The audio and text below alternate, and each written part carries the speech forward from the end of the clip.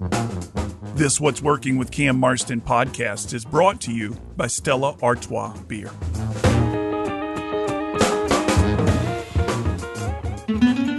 What's Working with Cam Marston is brought to you by Stella Artois Beer. Stella Artois is a perfect beer for celebration. Nothing caps off a big sale, hitting your incentive goals, or a profitable quarter like a round of Stellas. Brewed first in 1708 as a special Christmas brew, today Stella is a gift for everyone to enjoy year-round. Stella Artois. Find it wherever fine beer is sold.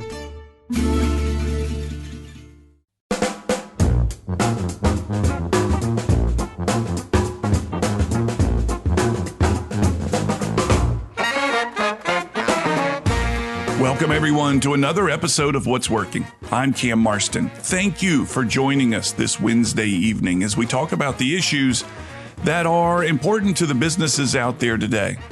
What's Working with Cam Marston is designed to find the people with the trends or the insights on the trends that are shaping the workplace, the marketplace, and the workforce. Trying to find people that can talk about these things in such a way that something they say, the trends that are impacting their own business, will help you in some way or another as you work within your own workplace, workforce, and your marketplace. Again, thanks for joining me. This is going to be a controversial show, and I'm going to say that right out of the gate. And you're going to hear me and my guest kind of tiptoe and apologize as we go through this, fearing dropping, as we begin calling them, landmines throughout the show. I recorded the show already, and my guest is Blair Fisher. I'll tell you about Blair in a moment. But I recorded it already. Usually I like to record the introductions and then the show in order that you hear it. But not knowing exactly how the show was going to go, I recorded it already. And you're hearing me warn you about what we were about to get into.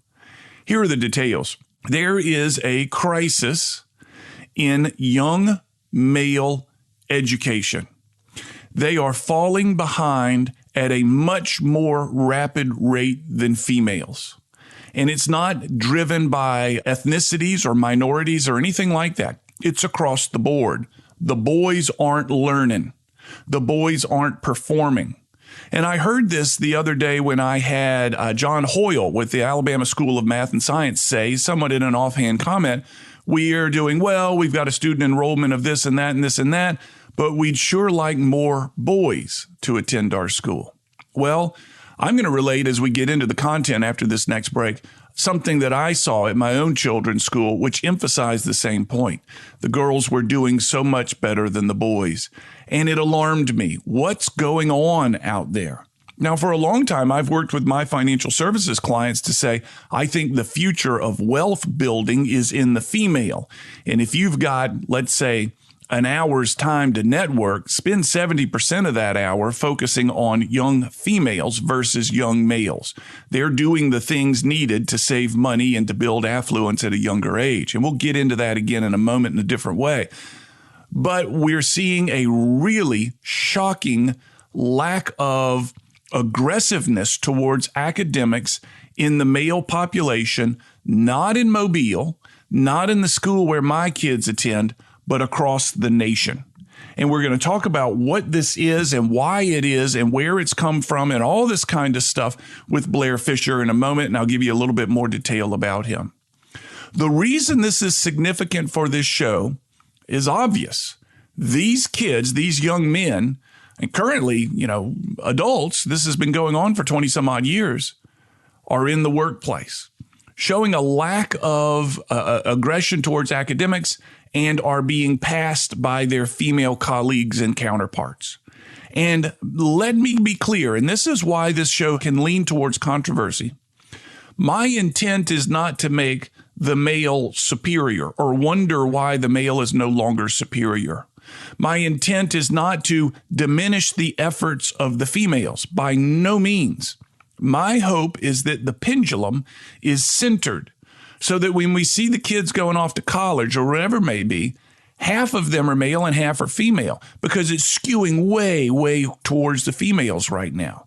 So this is not an attack on one gender. This is not saying the other gender has been subjugated by trends or whatever it may be. That's not it at all. I want to know what's going on. Now, I'm I'm the father of two young men, two young boys, both teenagers, and I see it in my own home. And so my goal is to understand the roots of where this comes from and what the implications may be. It is not to say one group should be dominant. And as I even talked about this show concept with my wife, she said, well, you guys are trying to sound like the victim after the female has already been the victim for centuries. And I said, listen, it's not about who's the victim. It's about what's causing this. What's going on? We're going to talk about the lack of male aggression towards athletics. Sorry, step back. The lack of male aggression towards academics and what its implications are for you, me, for our workforce, and maybe even the future of this nation. Now, when we talk about financial services, and that's always been such a big part of my client base, and the rise of the female influencer in the financial services space, she's generally going to be head of household, is my prediction, head of the purse strings in the household in the future. I can't help but think about my buddies, Mark Salyers and Jamie Sandifer at Sandifer Wealth. If you're the type of person who saves more than they spend, who is concerned about how they're going to make sure that they die the same day their money runs out, that their retirement is going to be pleasant and perhaps even lucrative and enjoyable. If you've got a 401k offering that's when you retire is going to be a nice sum of money for you, or you want to offer a 401k to your employees. Many people that listen are in that role. I want you to contact Sandifer Wealth. You can find them at sandiferwealth.com. Mark Salyers, Jamie Sandifer, two of the nicest guys I know, eager to listen to you and understand what your issues are. And most importantly, help you in a way that'll make you feel real good about the decision you make. Now, sandiferwealth.com, find their website, give them a call, and on the website is a place to interact with them if that's what you would prefer to do. When we come back, I'm going to have Blair Fisher on the line with me. We're going to talk about this phenomenon in education and what it means for you and me. You're listening to What's Working. I'm Cam Marston, back after this.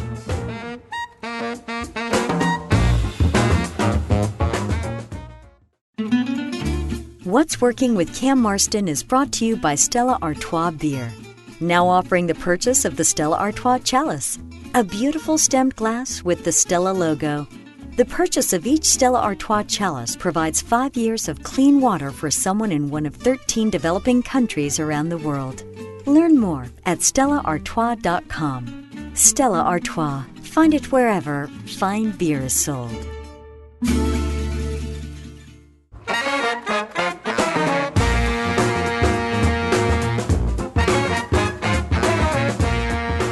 We're back. You're listening to What's Working. I'm Cam Marston.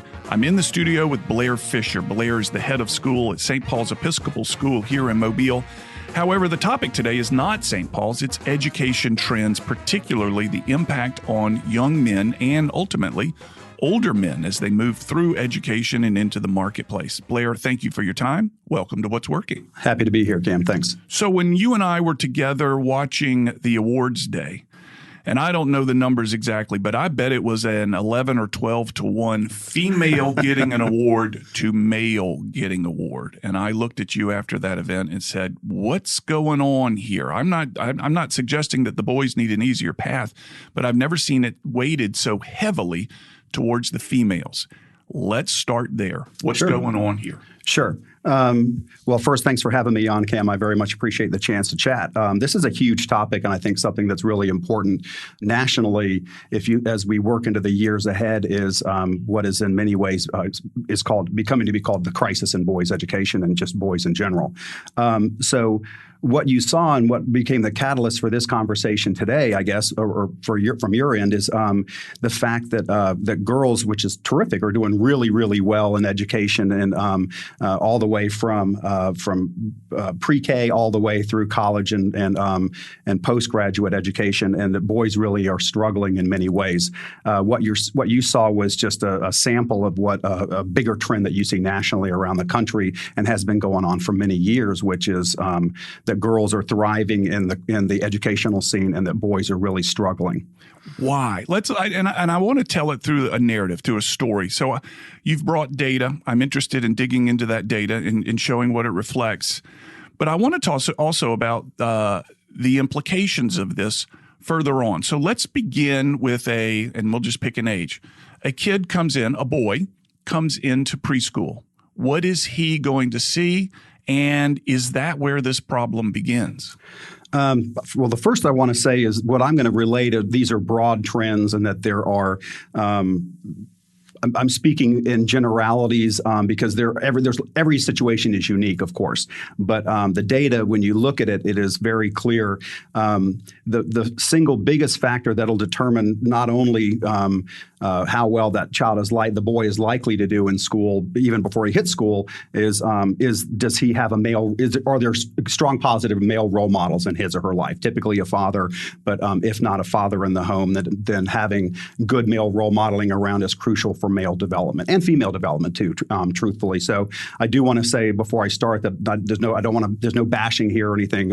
All I'm trying to do is make sure that we're lifting up all of our kids and providing an environment where all of our children, boys and girls, can thrive. So assuming that if there's a healthy home life going on, then when the young boy hits school, what he is going to find is women in his teaching environment. In the role models, in the leadership environment, it's entirely women. Now, like you said, there's nothing wrong with this. But we're trying to see through that boy's point of view. Correct. So there's nothing wrong with the women in leadership position. Let's make sure that's clear. But as it shapes this boy, all right, so let's go on. He enters school at pre-K, let's say, and he finds an environment full of females. Statistically speaking, he will have female teachers for pre-K, for kindergarten, for first grade, for second grade, for third grade, for fourth grade, for fifth grade.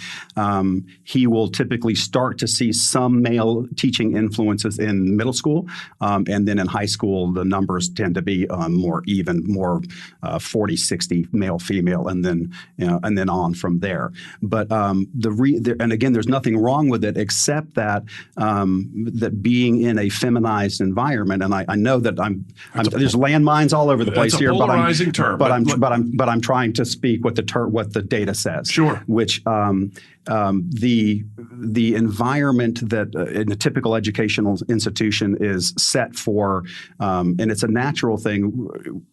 Female teachers are females, and they're wired in a way. Men and women are not wired the same way, and so the setting tends to be a setting that unless there's significant sort of intentional counter training or countering to what is natural for female teachers, is it's going to be an environment that is conducive to female success. And again, I know this. I hope I'm not triggering people, but this is a reality that we have to accept. Give me an example. Well, boys are naturally much more active than girls. I'm speaking in generalities. They're active. They're competitive. They're louder. They don't have the same attention span typically. They don't have the same ability to sit still for long periods of time. They need to be up and moving. They need to be active, or else they'll find it they'll either engage in behaviors oftentimes that are construed as misbehaving or negative behaviors, when it's really them not being able to control their energy level, or they will simply come to believe that school is not for them and shut down and see school as something that for girls. Because what they want to do, they're being punished for, they're being set aside for, their natural inclinations, which could be simply the explanation is the presence of testosterone in 100%. This young boy. Mm-hmm. His natural inclination is to be louder, to be a little bit raucous, to push and shove his buddies like we see little boys doing. And in that moment, the teacher, who is a female in this case, is saying that's wrong. That behavior is wrong. If you continue to do that behavior, you're going to get punished. And the long-term result is, I can't succeed here. School is not for me. Correct. You've hit it in a nutshell. Yeah. So this is in the first, second, third, fourth grade. The die is already cast. And this kid may go all the way through high school saying, I don't belong here. And is that what we saw at Awards Day at St. Paul's on that day?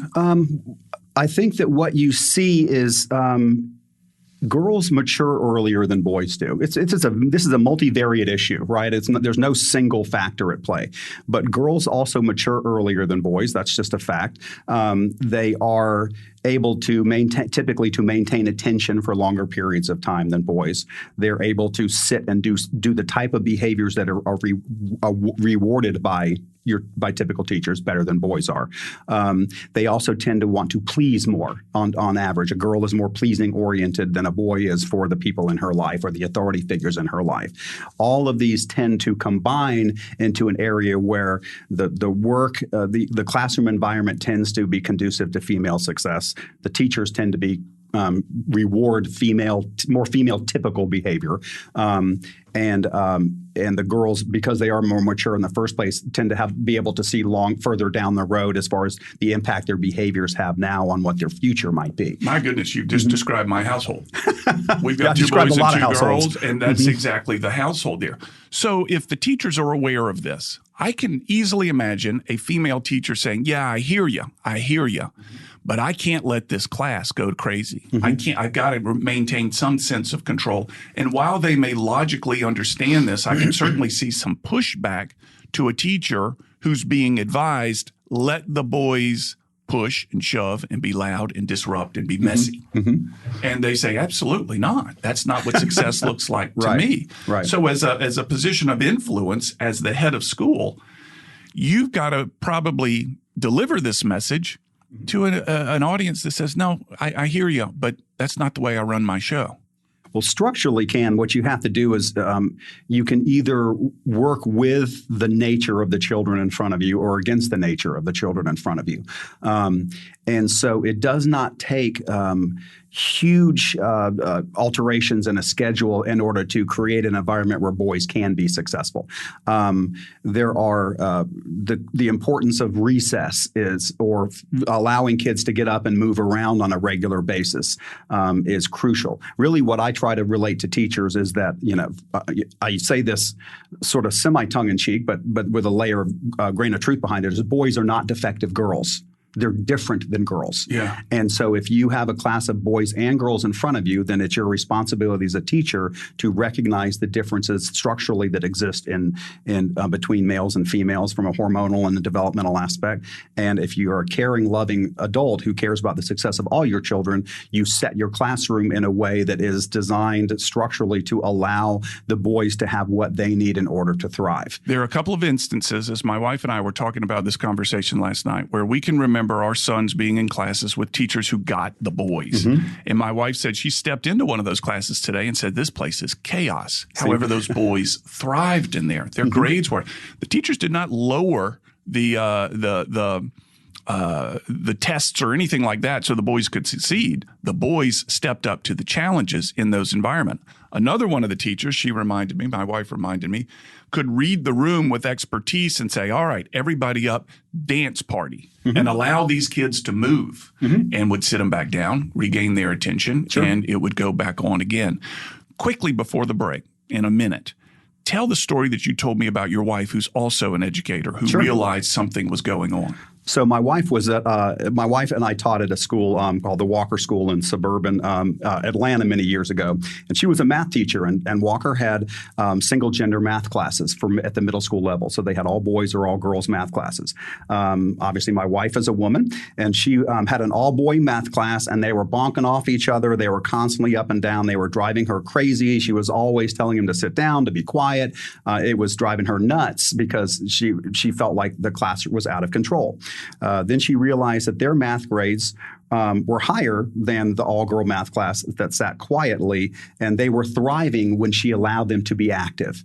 And that's when it hit her that she was the one with the problem in that class, not the boys, that the boys were doing what boys do. And so she apologized to them and asked them what they needed, and they said, we like to compete with each other. We like to be loud. We need to be up and moving. So she allowed the boys to stand up, to move around. She worked more competitive games into the class setting, and in the end, the boys soared. They had our highest grades that she ever had for that year when she met the boys where they were. Let's pick this up after break, and I want to talk about how this behavior may appear in the high school years as well as college years, and then most importantly for my audience, what does this mean for the workplace? We'll be back after this. I'm with Blair Fisher. He's head of school at St. Paul's. We're talking about the issue of boys in education today. We'll be right back.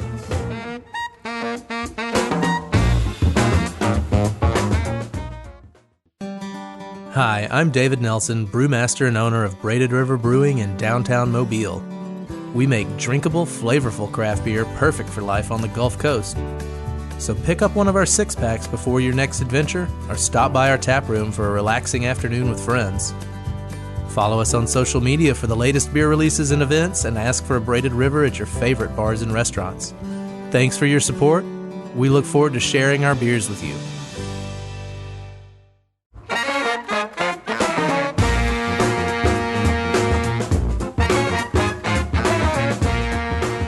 Blair Fisher is with me. He's the head of school at St. Paul's Episcopal School here in Mobile. We're not here to talk about St. Paul's, though. We're here to talk about the trends we're seeing of boys as they struggle through education. It comes through me sitting through an awards presentation at that school where for about a 10 or 11 to 1 ratio, the females got awards versus the males. And by no means are we implying that we should lower the standards of the males so that they can hit their awards. I want to know, where is the motivation of boys in academics today, and what are the implications of that? Blair, prior to the break, we were talking about grade school and these kids coming through and not having a male influence perhaps in their lives, but very likely not having a male influence in their classrooms. Let's move forward. They're in high school and they're in college. What are they going to see there? Well, fortunately, in many ways, they're going to see as they move through the grades, they're going to see more and more male teachers as they get older, which is really helpful for them. So that's a positive thing. The issue or the challenge that comes into play is the fact that for many of them, by that point, for too many of them, education they've already been lost, if that makes sense. And sure. Again, especially in settings where they may not have the resources that an independent school may have, or that a wealthy suburban school may have. In urban and rural schools, the results are catastrophic before they even get to high school often. Can you share some of the statistics you've brought regarding the boys and some of the direction these statistics point? Sure. And so these are very what I believe are probably stats that are going to be shocking to people. Boys are 50% less likely to be proficient in reading and math and science. Boys are diagnosed with ADHD at anywhere between 3 and 7 times the rate as girls. They consume the vast majority of ADHD meds. The boys' dropout rate is 1.5 times the rate as girls, and for some subsets of society, it's even worse than that. They're twice as likely to be diagnosed with learning disabilities. They account for 70% of D's and F's in school. They're 3 times as likely to be suspended from school or face other major discipline. And girls increasingly, as you saw, dominate awards, but they also dominate the AP classes, dominate student government, dominate many of the positive attributes as well within a school. The statistics they take your breath away. Is it too simple to say all this would change if there were a father figure at home? All this would change if there were male role models in the earlier parts of their academic life? It's the single biggest factor. Again, it's a multivariate issue, but the research is very clear that boys and girls need strong male positive role modeling, but boys especially. Without it, they don't know how to be a man.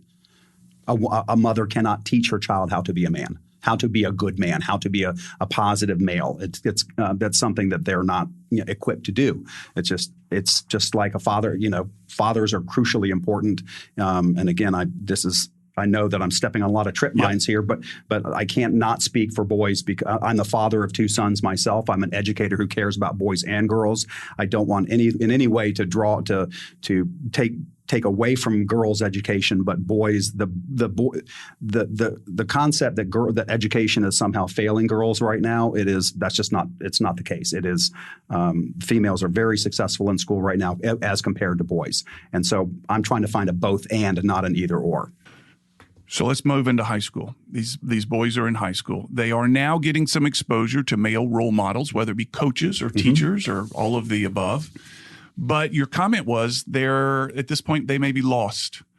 How many of these boys can be reclaimed or is the foundation of their educational life, grade school, elementary school, middle school, is that just too critical, such that when they're in high school and if they're lost, we can't reclaim them? I'm not sure, frankly, on that. I think I'm an optimist by heart, and I believe that I've seen too many times where kids have turned things around with the right type of incentives and role modeling and structures and scaffolding around them. So I don't think it's ever a lost cause.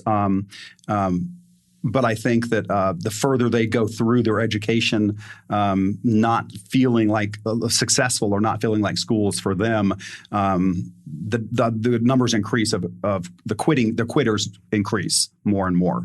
So I'm not sure if those quitters can be turned around or not. I will say that if you look at our prisons are full of they're 93% male. The prison populations, and somewhere between 70 and 85% of the prison population are are men who did not have fathers in the homes, which is just stunning. Yeah, no kidding. It really is. How long ago did this begin to rear its head? This has been around for a while. I think it's a countercultural narrative right now. So I think that it's not gained the traction it should have gained. But there have been experts speaking out on the challenges of this for several decades now. But it just seems like it has a hard time gaining traction. It does have an arc. It's against the pop culture grain right now, because if you turn on the TV, most of the let's say members of Congress are male, but people in the traditional historic leadership roles, most of the CEOs of this nation are male. And if you were to look through those lenses exclusively, you'd say this isn't a problem. In fact, females are underrepresented. We need to give more attention to the females. However, the data suggests that the females are excelling in the academic world. And it's somewhere between the academic world and the CEO suite, they take a different tack, which is a different conversation for a different day. Our focus today being these boys, and the lack of drive is what I see, the lack of desire to excel, the lack of desire to push themselves academically. Now, they're out there, but they're many fewer than they used to be.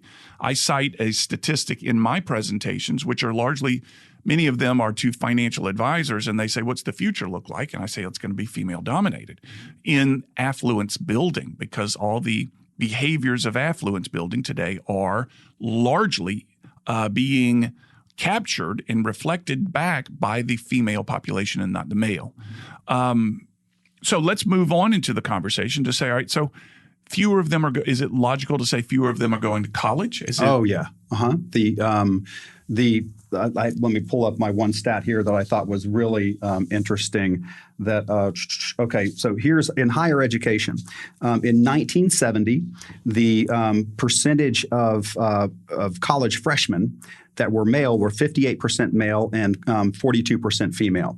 In 2020, it's inverted completely. It's 60% female, 40% male. And so it's a 3-2 margin. In graduate education, the numbers are even more pronounced.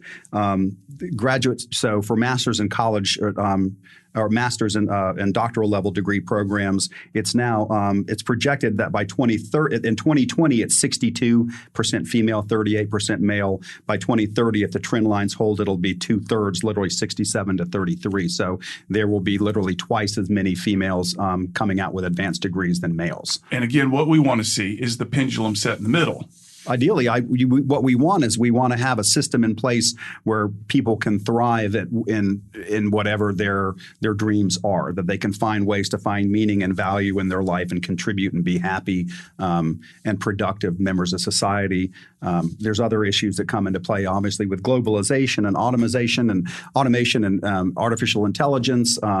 The jobs that have traditionally been male jobs where non-highly educated men could find productive, meaningful work that made them feel like good providers, which is a strong male desire to provide. To be a contributor to the family. If those are going away, then what you're left with is a mass of poorly educated young men or middle-aged men into the future who do not have the skill sets that they need to be productive members of society. And that's a recipe for disaster for any society. Let's pick that up after the break. My listeners are largely business people in some position of influence in their businesses. There's a hiring desperation right now.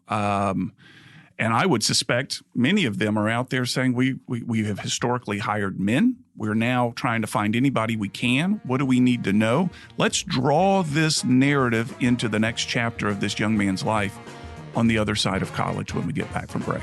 You're listening to What's Working. I'm Cam Marston. I'm in the studio today with Blair Fisher. He's head of school at St. Paul's. We're talking about boys in education, and when we come back, what it means after the education is complete.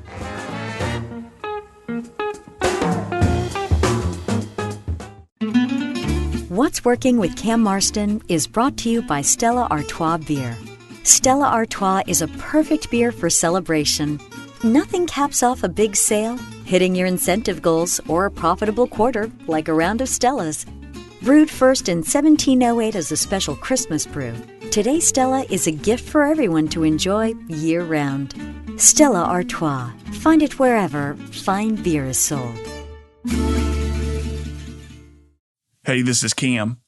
Thanks for listening, and I hope you're really enjoying the podcast.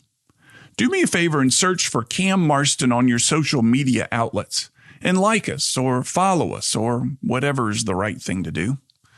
Also, if you know others who'd benefit from the podcast, please forward it on to them and encourage them to listen. If you're so inclined, we'd love your rating on Apple Podcasts or wherever you get your podcasts. Those ratings matter. Finally, don't be a stranger. Email me with your comments, your feedback, your thoughts, your show ideas, whatever.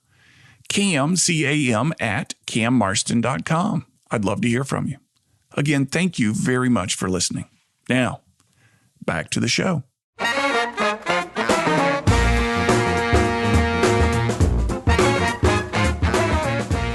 Blair Fisher is the head of school at St. Paul's Episcopal School here in Mobile. He, though, while certainly being attuned to everything on that campus, he follows the trends in education, which is what we're talking about here today.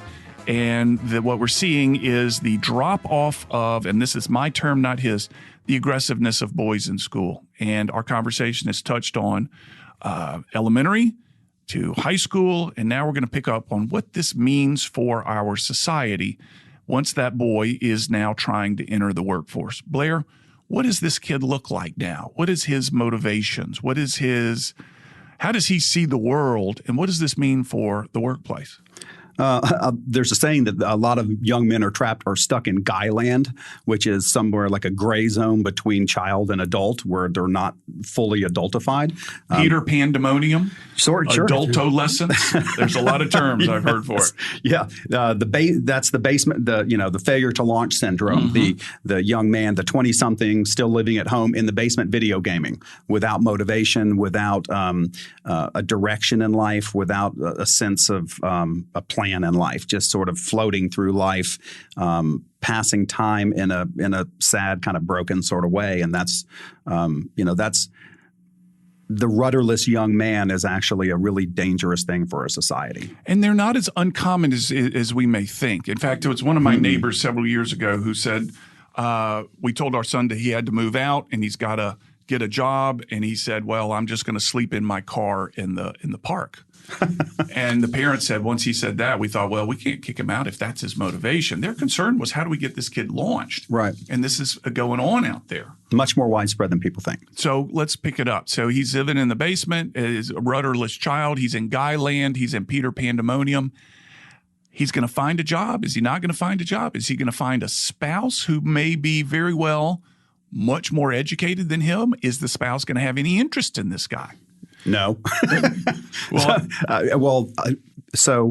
here's another big tripwire that is going to make some people angry, but it is shown throughout history and it shows to still be accurate that women tend to want to marry equal or to partner equal or up in the social hierarchy. That's just it's a normal, natural phenomenon, and so a highly educated, successful woman is very unlikely to find the basement dweller to be an exciting match for her. Sure. And so in the end, what you have is you have a growing pool of successful, educated women, which is a great thing. Again, this is not an either or.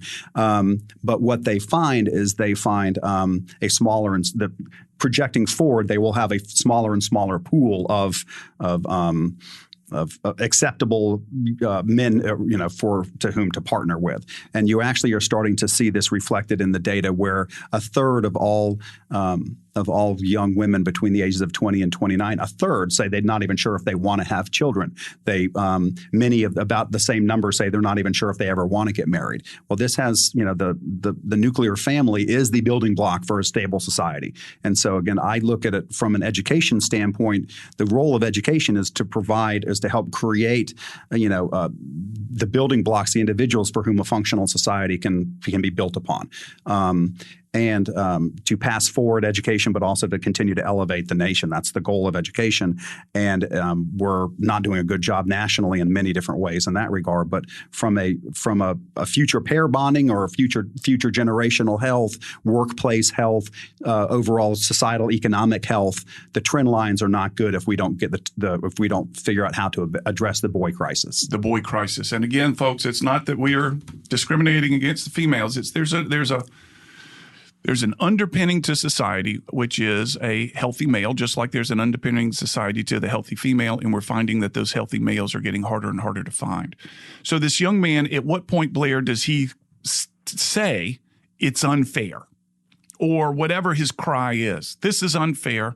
I can't find a female that's interested in me. I wasn't good at school. That's not my fault. I can't find a good job. The job prospects, I'm getting passed over in my job. I'm perhaps working for many different females. None of the males are getting this. I'm making things up here. At what point does he cry out, it's unfair, and what happens then? Well, a lot of them start crying out that it's unfair. Well, first of all, again, I'm speaking in very broad brushstrokes. I'm looking at all the individuals combined into a single broad pattern. But for many of them, they start to believe that life is somehow stacked against them, even in the middle school and high school level, and that's where your dropouts occur. That's where your angry young men come from, and angry, alienated, rudderless, bleak young men who don't feel like they have a future are, when you combine that with testosterone and aggression and anger, that tends to be a natural thing for boys more than girls. Girls tend to express anger inwardly. Boys tend to express anger outwardly. And that is something that, again, I don't want to be too melodramatic, but if people wonder where school shooters come from, or where the rage, where they feel like they're going to check themselves out of the world, but they're going to take their anger out on the world as they go, and there's a reason why those numbers are exploding. And it's the boys that are perpetuating this. When's the last time you heard of a female school shooter? That's exactly right. I'm not sure that I've ever heard of a mass shooting that was conducted by a female. I'm not an expert in these things, but none come immediately to mind.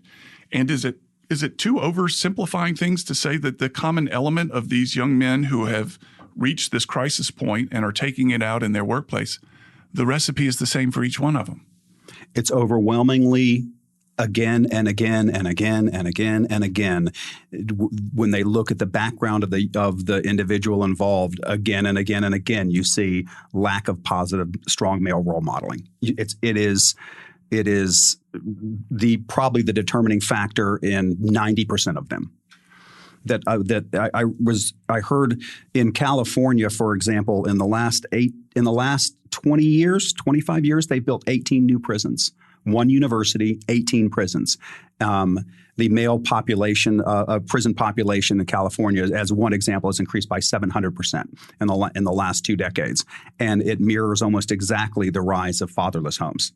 So let's try to fix this in the 3 minutes that we have remaining. There is a question that I'm asked outside of this conversation is, Cam, lots of men retiring these days. Lots of men, and this is financial services people. Again, that's a big part of my work. Lots of guys out there retiring. They got their 401k. They suddenly have time on their hands and they lack purpose. Workplace used to provide their purpose.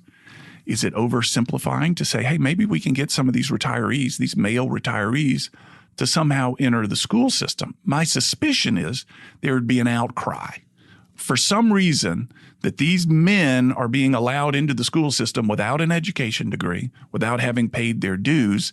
However, with what we're talking about, is it a fix? I think there's a lot of different things we could do as a society if we came to accept that the problem exists, right? I think that is one. Really, what you're talking about is any person can help who cares. There's Big Brother programs, student mentor programs, where men who have time and the desire and availability can mentor younger males or young boys or in adolescents to try to give them the positive male role modeling that they may lack. I think there's a lot of different. It's a multivariate issue with a lot then that means solutions are multivariate as well. I think first of all, schools need to recognize that there's nothing wrong with competition, with activity, with physicality, with aggression, frankly. It's how young boys and males are wired, and it needs to be channeled, not suppressed, right? That's why athletic programs are so important for young boys or for adolescent boys. Recess is important. Schools can be set up to when they look at boys tend to not be as verbal as girls, and so through rough and tumble play, it's how boys socialize. It's how they learn their behavioral boundaries.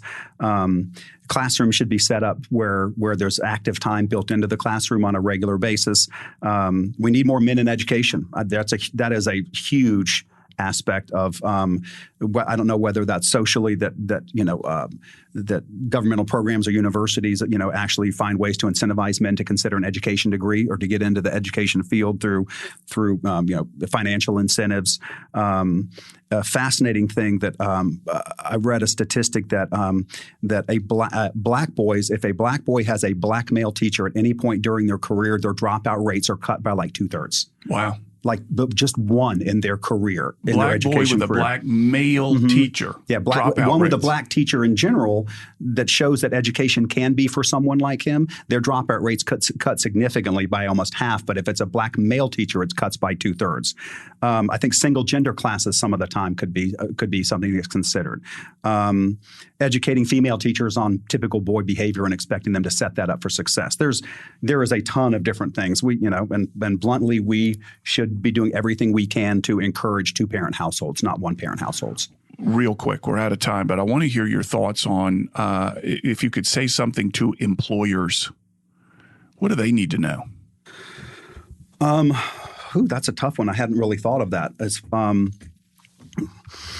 I think that even that if they have the bandwidth as an employer to try to find ways to mentor young men within the workforce.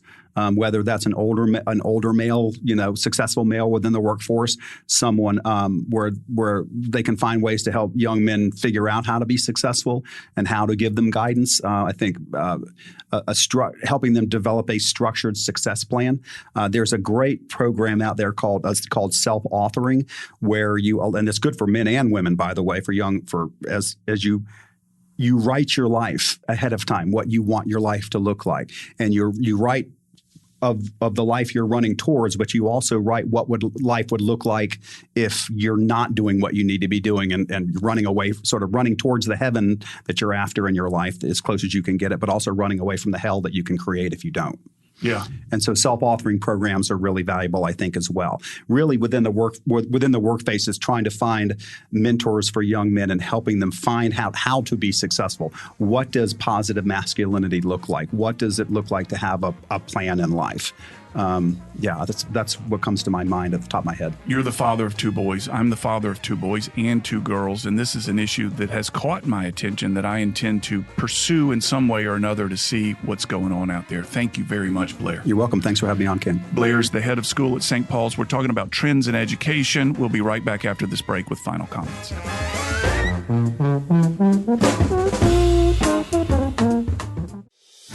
I'm David Nelson, brewmaster and owner of Braided River Brewing. We want beer that goes along no matter where the adventure takes us and that doesn't make us choose between great beer and drinkability. We're drawn to the Delta and united by beer because to us, the best way to celebrate the Delta is to slow down and savor the moments and the beer together. Come visit our tap room in downtown Mobile and ask for us at your favorite bar or restaurant. Visit online at braidedriverbrewing.com. Hey, this is T. Bruce McKinnon. I'm the president and CEO of Elevator World and Bay Business News. And when I'm not traveling the world, looking over elevators or trying to find news for the local business community, I'm listening to What's Working with Cam Marston. Now back to the show.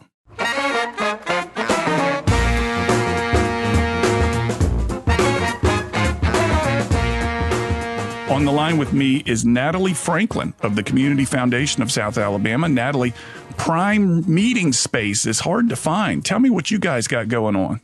Hey, Cam. Thanks so much for having me on. We are very excited to offer our new community center space to the community. A large part of the foundation's mission is to bolster philanthropy and convene community leaders. So with all of that in mind, we are very excited to announce that we are offering our meeting space free of charge to nonprofits during business hours. Wow, that's very generous. What about other types of businesses? What if somebody wants to hold a workshop or a seminar there? Yeah, that's great too. We welcome for-profit businesses to use the space at a reasonable fee. Where are you located as people are thinking about meetings and events and they're wanting to know how they can find you and whether it's convenient for their attendees? Give us a sense of where you're located. Yeah, we're in downtown Mobile. Our address is 212 St. Joseph Street, right across the street from the post office. So we have a great location. The building is perfect. It's very modern, very sleek, and we also have on-site parking, which is a huge bonus for downtown Mobile. No kidding. Somebody showed me a picture of your reception space on the roof with the views. Tell me about that. Yes, the rooftop is so exciting. It's called the Magnolia Roof Terrace, and it offers beautiful views of downtown Mobile, and it accommodates about 105 people, so it is a great space for receptions, cocktail parties, board meetings, things like that. Tell people how they can find you, Natalie.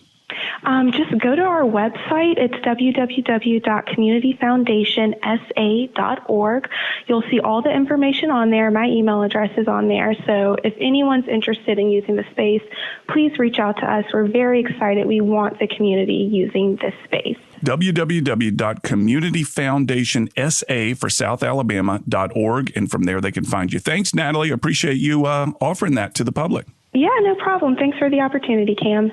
Let's get back to Blair Fisher real quick and the conversation he and I had. It's occurred to me, and I suppose I'm not the first one that's thought of this, that there may be a great opportunity somewhere for retirees to fill this male role model gap.